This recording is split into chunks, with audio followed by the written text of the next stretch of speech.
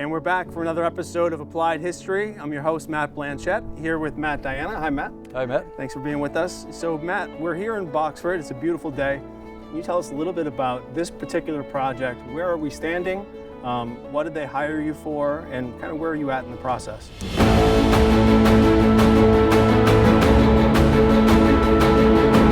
So what we have here is a carriage barn to accompany the 1818 house. We think the construction of the carriage barn is around the similar date, if not the same time. And what they called me for was structural repair of the carriage barn. All right. There was a very severe lean. This front wall was leaning forward, caused by rotted posts and insufficient foundations. And also the roof was splaying out up to 6 inches in some points.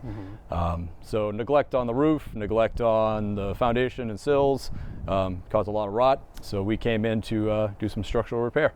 Awesome. Matt specializes in timber framing, so he's able to repair in kind. And of course, we always try to preserve, restore, rebuild, and he's been a great example of this here.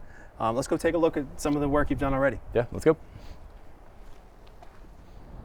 All right, so Matt, we're now inside the barn. This is one of the first joints you showed me of the wall that was leaning out. Can you show us kind of what was going on and what you did to fix it? Yeah, in this particular joint, we're dealing with the corner post. And what we had found that the bottom section of the post had been totally rotted along with the sill. So the first thing we did, we put in a new sill of white oak, which is naturally rot resistant. And then we addressed the post. Our goal is to try and preserve as much as possible and cut away as minimal as possible. So what we did here is what's called a scarf joint. In this case, it's a post splice.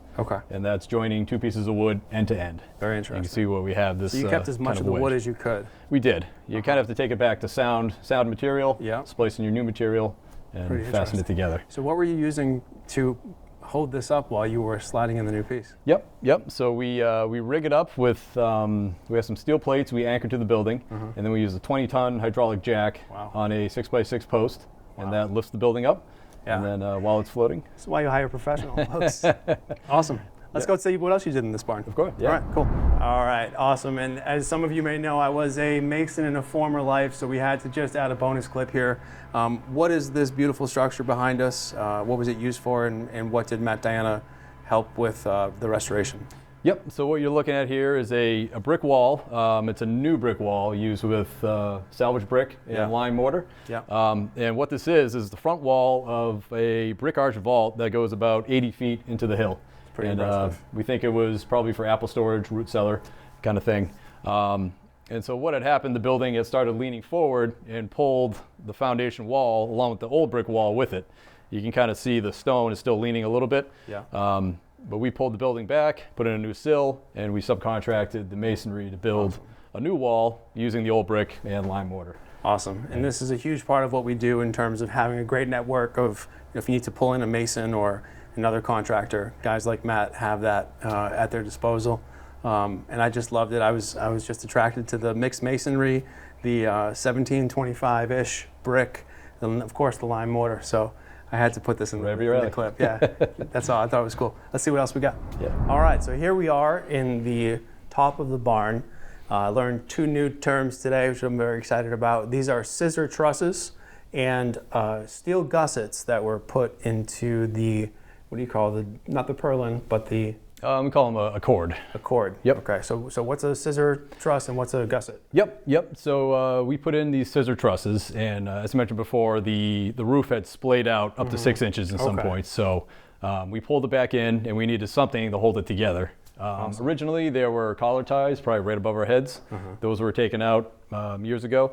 But the homeowners were interested in maintaining some head height, so I came up with what's called a scissor truss, and it involves two cords that half lap over each other and a king post sandwiched together. And you can tell how it's just pulling it together. And what's the benefit of using timber framing as opposed to just coming in here with the new construction? Timber framing, well, for repairing timber frames, it's good to stay with timber frames. If you start putting conventional methods into timber frames, it usually doesn't mesh very well. You're going to argue. Yeah. So nails aren't going to hold. So kind of like what we put these steel gussets on for. Sure, we could nail that piece in, but its intention, the nails are just going to pull out. So by using a steel gusset, bolting it together and recessing it, it's much stronger. Awesome, very cool. This is another bonus feature. I just thought it was too interesting not to include, and so I just thought it was worth pointing out. So hope you enjoyed that. One more thing I want to show you before we move on. Come over here.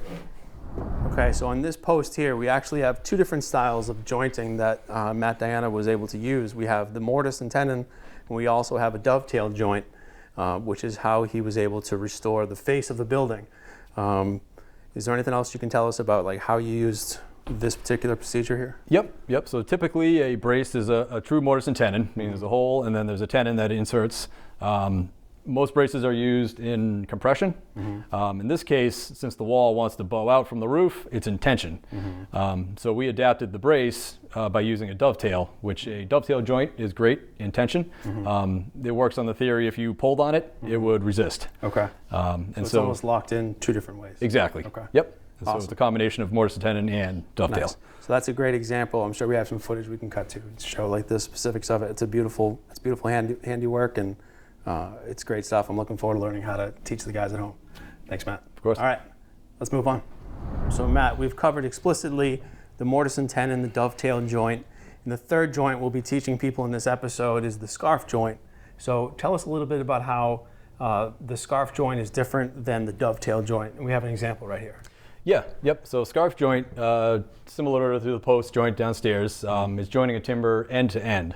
And in the simplest form, it's what's called a half lap. You take half of one timber, cut out the half of the other timber, put them together. Awesome. In this case, you can add some steps, you can add other notches to make it a little stronger, and that's what we've done here. We've spliced the old top plate to our new top plate and used what's called a bladed scarf joint.